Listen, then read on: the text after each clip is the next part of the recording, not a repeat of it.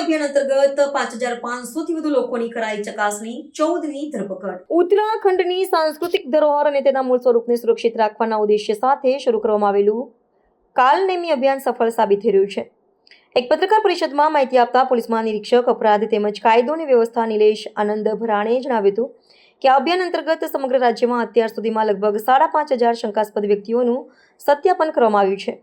આ અભિયાન મુખ્યમંત્રી પુષ્કરસિંહ ધામીના નિર્દેશ હેઠળ ચલાવવામાં આવી રહ્યું છે. તેનો મુખ્ય હેતુ એવા અસામાજિક તત્વો સામે કડક કાર્યવાહી કરવાનો છે જેઓ પોતાની સાચી ઓળખ છુપાવીને સાધુ સંતોના વેશમાં છેતરપિંડી, ધર્માંતરણ અને લોકોની શ્રદ્ધા સાથે છેડછાડ જેવા અપરાધો આચરી રહ્યા હતા.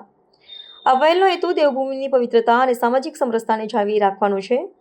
આ કાર્યવાહીના ભાગરૂપે અત્યાર સુધીમાં 14 વ્યક્તિઓની ધરપકડ કરવામાં આવી છે, જેમાં કેટલાક બાંગ્લાદેશી નાગરિકોનો પણ સમાવેશ થાય છે. અભિયાનને વધુ ગતિ આપવા માટે પોલીસ મુખ્યાલય સ્તરે એક વિશેષ તપાસ દળ એસઆઈટીની રચના કરવામાં આવી છે, જેમાં ગુપ્તચર અને અન્ય શાખાઓનો સમાવેશ થાય છે. હરિદ્વાર, देहरादून અને અન્ય જિલ્લાઓમાં ઝુંબેશ સઘન રીતે ચાલુ રાખવામાં આવશે.